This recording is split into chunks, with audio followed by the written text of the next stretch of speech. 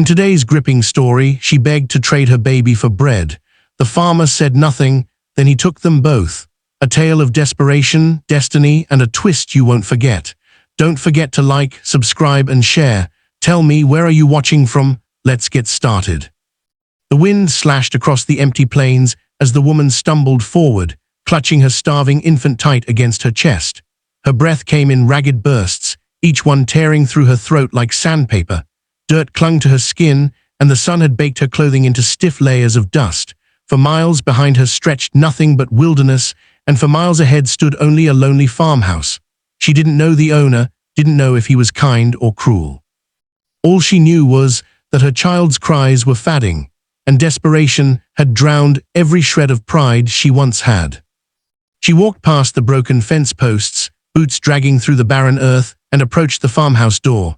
Her knees threatened to give way with every step, but she forced herself to stand because falling might mean never rising again.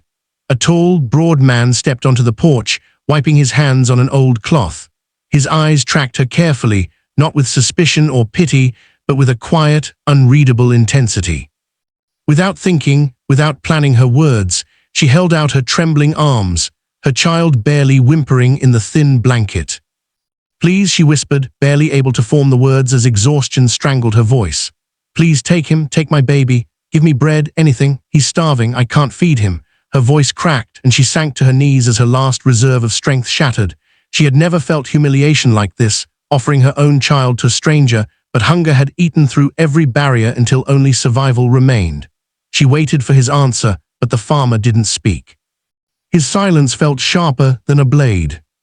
The man's boots stepped closer, each footfall thudding like a heartbeat in her ears. He stopped in front of her and looked down, not at her face, but at the child she was holding out. For a moment, she feared he might walk back inside or turn her away. Instead, without a word, he bent down and lifted both her and the infant into his arms. She gasped, startled, uncertain whether to struggle or surrender. But his grip was steady, secure, the grip of a man used to carrying burdens heavier than human sorrow. Inside the farmhouse, warmth wrapped around her like a blanket. She smelled stew simmering on the stove, rich with vegetables and herbs she hadn't tasted in months. The man set her gently in a chair and inspected the baby with calloused hands that somehow moved gently. The infant cried weakly, lips dry, eyes unfocused. The farmer turned, filled a bowl with warm broth, and handed it to her without comment. She drank greedily, ignoring the shame burning her cheeks, because for the first time in days, her body felt life returning, slow but certain. When the baby whimpered again, the man warmed a small jar of milk and returned with a makeshift feeding cloth. The woman's hands shook as she helped her child drink. Tears blurred her vision until all she saw was the tiny face she had almost given up. "Thank you," she murmured, voice trembling. "I'm sorry, I didn't mean what I said. I was just desperate. I'll work. I'll do anything. I just didn't want him to die." The man finally spoke, his voice deep and steady. "No one says those words unless no one else would help them. That tells me enough." Over the next days, strength slowly seeped back into her bones. She cleaned what she could, never waiting to be asked, unwilling to be a burden. She cooked small meals, repaired torn cloth, swept dirt from the wooden floors. The farmer never praised nor criticized. He simply watched, silent as stone. But she noticed the details. A rifle always nearby, locks bolted tight at night, repairs on the barn that looked like they came from bullet holes. He returned some days with scratches on his arms, mud on his boots, and a heaviness in his eyes. One evening, after putting the baby to sleep, she stepped outside for air and found him sitting on the porch sharpening a knife. Moonlight glinted off the blade, cold and bright. "Raiders have been moving north," she said softly. "You know, don't you?" The knife paused, but he didn't look at her. "I know exactly what they're doing." She hesitated, heart thudding. "Did they come here before?" His jaw tightened and he finally met her gaze. "They took my wife, burned everything they could. I buried her without even seeing her body. I don't let anything happen on my land again."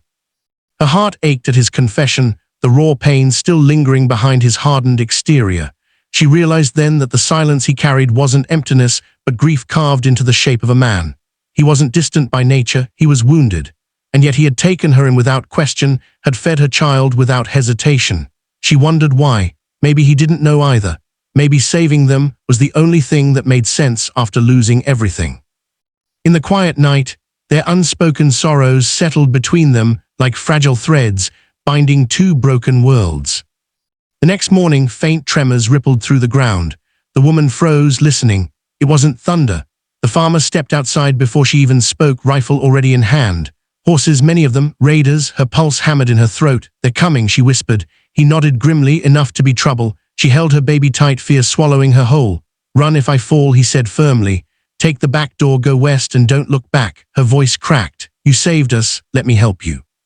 He shook his head once. "Protect him, that's your only job." She watched, trembling, as he stepped out into the open field to face the incoming threat alone. Dust clouds rose in the distance as riders thundered toward the farm, shouting, guns raised. The leader yelled, "You got something that belongs to us." The farmer's voice boomed back with unshaken resolve. "There's nothing here for you." The raiders laughed, but the woman saw the steely certainty in the farmer's stance. She gripped her baby, praying silently, as the first gunshot echoed through the land, shattering the fragile calm and tearing open the beginning of a storm. Gunfire cracked through the open plains, the echo bouncing off the barn walls like thunder made of lead. The woman ducked beneath the window frame, clutching her baby so tight she could barely breathe. Outside, the farmer fired with precision born of rage and discipline, each shot deliberate, each target found. Raiders fell from their horses, the field littered with shouts and screams. Dust and smoke rose together, blurring everything into chaos. Every time his rifle barked, her heart jumped, torn between awe and terror. She wanted to look away, but couldn't.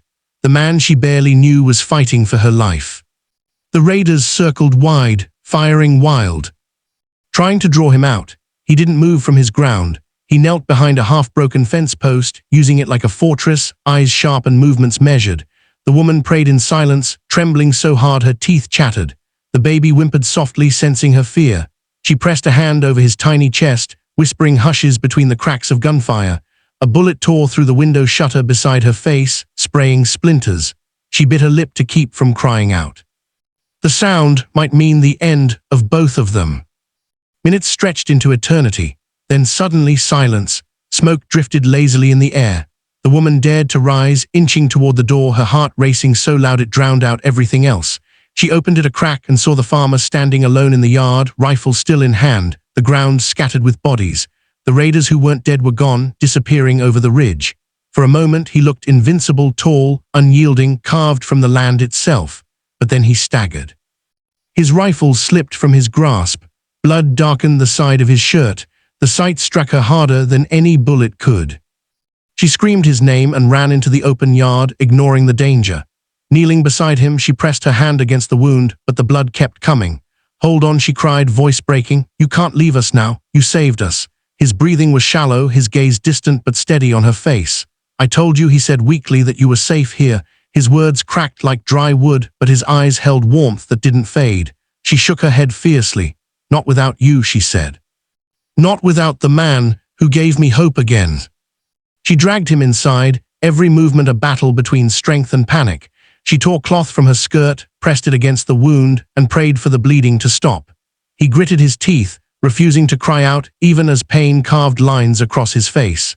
She worked through tears, stitching what she could, whispering promises to the baby, to him, to the universe.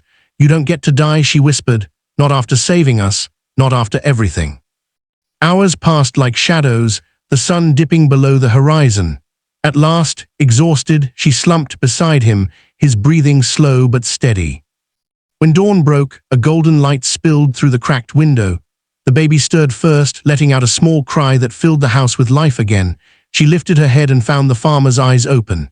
Relief hit her like a flood. He managed a faint smile, rough and tired, but alive. She laughed through tears, shaking her head in disbelief.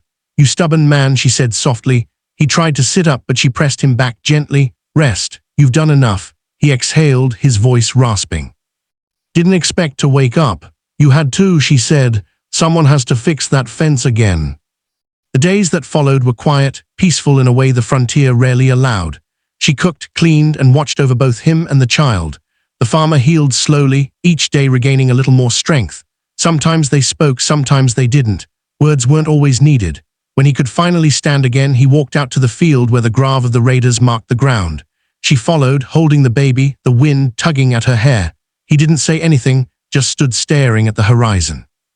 After a long silence, he murmured, "It's over." She hoped he was right. Weeks turned into months. The woman no longer felt like a stranger in that house. She had made it a home again. Flowers bloomed near the steps where blood once fell. The baby grew stronger, laughing now instead of crying. The farmer fixed the barn roof, built a new fence, and even carved a small wooden cradle for the child. At night, they'd sit on the porch in silence, listening to coyotes far away. Sometimes she'd catch him watching her with that same unreadable gaze, softer now, warmer, as if something in him had finally begun to heal.